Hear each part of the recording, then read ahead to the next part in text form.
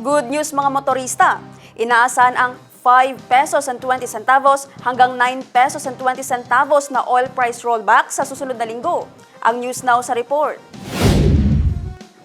Magkakaroon ng malaking bawas presyo sa mga produktong petrolyo sa susunod na linggo na inaasang magbibigay ginhawa sa mga motorista at consumers matapos ang sunod-sunod na pagtaas ng presyo ng langis sa mga nakaraang linggo.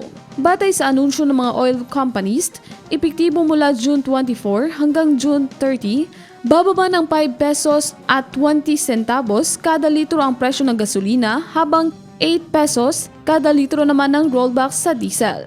Pinakamalaki ang magiging bawas sa kerosene na magkakaroon ng 9 pesos at 20 centavos kada litro ng price reduction.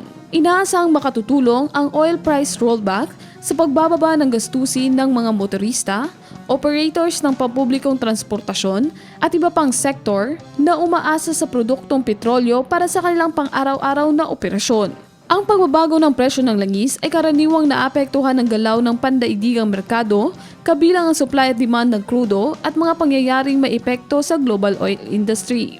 Pinapayuhan ng mga motorista na samantalahin ang malaking rollback na ito upang makatipid sa kanilang gastusin sa krudo sa mga darating na araw. Criza Chavez, iMonds, Philippines.